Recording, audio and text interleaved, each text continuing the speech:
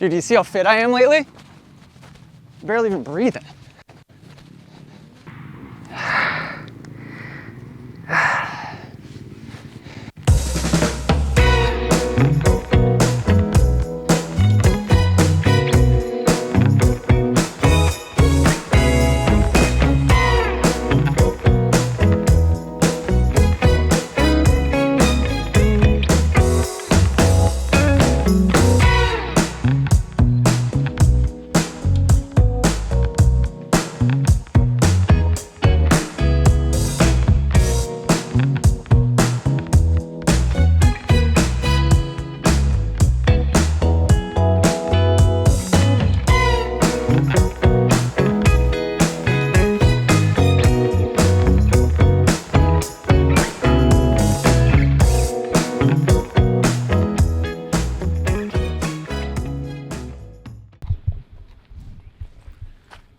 Okay, we've made it, GPF, and Ross has randomly appeared out of the bushes. Class time, dude. Which can only mean one thing. That means we have class today. Yep. Yay. Because he always finds the classes. He's been to, I'm gonna stamp it. Ross has been to more classes than any other person. Really? Gotta I be in think the so. 60s now, I feel like. Right? No way. Actually? He's Yeah. creeping up on a century. He's pretty close. He's almost been More. to 100. 3 times as much as the podcast. Dude, we're there.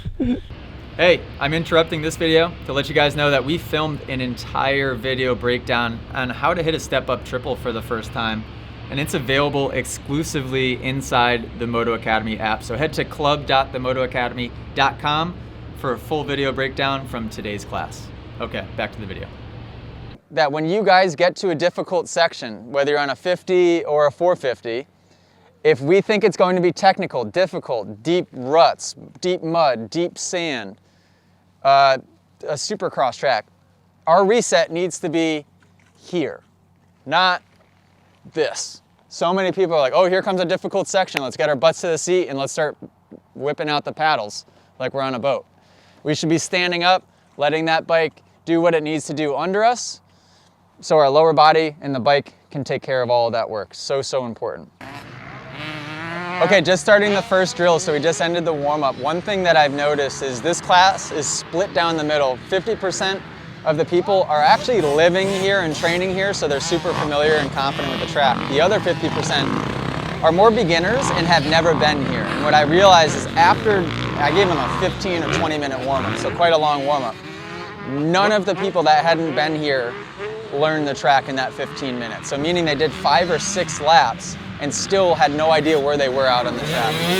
When you guys get to a new track, formulate a game plan before you get out there, and when you get out there, look far enough ahead and do your best. We should be able to memorize the track in its entirety in 3 laps.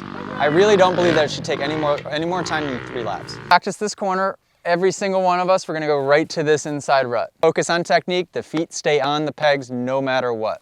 You guys are going to want to sit about 1 hand width from the front of the seat.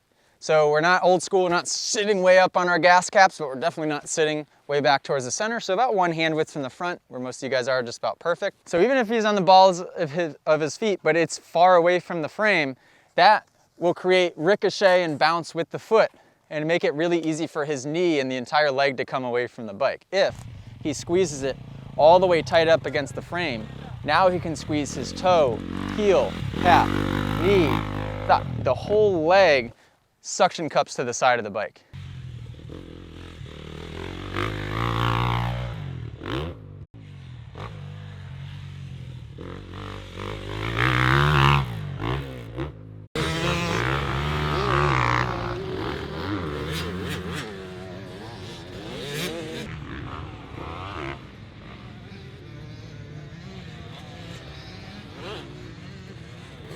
When you get to the end of that corner, start looking up at the top of the hill so you can smooth it out, all right?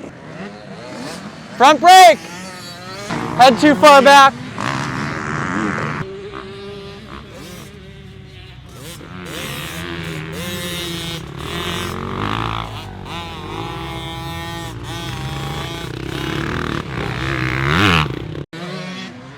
Whoa! Front brake! Front brake! Number 11 doesn't have enough weight on the front tires. Bike keeps riding up and out. get comfortable riding with feet on. So 63, you got a couple really good ones. You sit a little too far back on the seat. And so what that forces you to do is it forces you to get any weight to the front. You're having to keep your head this far forward the whole time through the turn. So you end up losing stability side to side a little bit. Scoot your butt further forward so your head can come more upright. The goal is to be here in the corner, so everybody else can see me too. To be here in the corner, not here. Be a good section to work because we can actually work a traditional charge-in kind of braking zone, right? Using the brakes properly is no clutch, front and rear brake together. So I expect every single person here, whether you're on a 50 all the way up, to have a finger covering the front brake, have a finger or have your foot covering the rear brake. So you'll be able to stay on the gas for an extra 10 feet or so longer, going to this outside line as opposed to the inside. Make sure it's super important. This is a long straightaway. Some of you little guys might be up to 5th gear. You might have to double or triple downshift for this corner to get down to 3rd, or maybe even for that inside rut down to 2nd.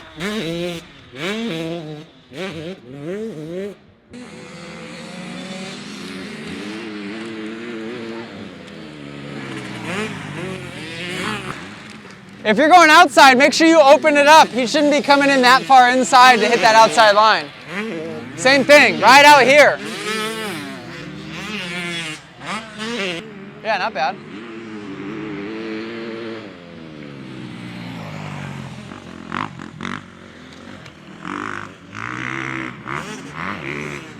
There we go, downshift to 2nd. There we go.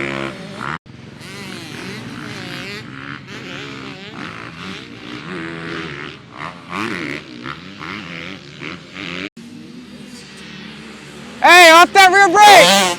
Shift up! Knees back!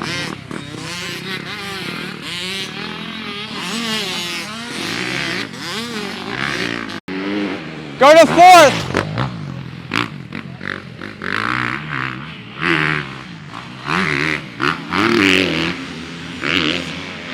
Thank you for holding me accountable, Blake. Are mine better than yours? What am I at?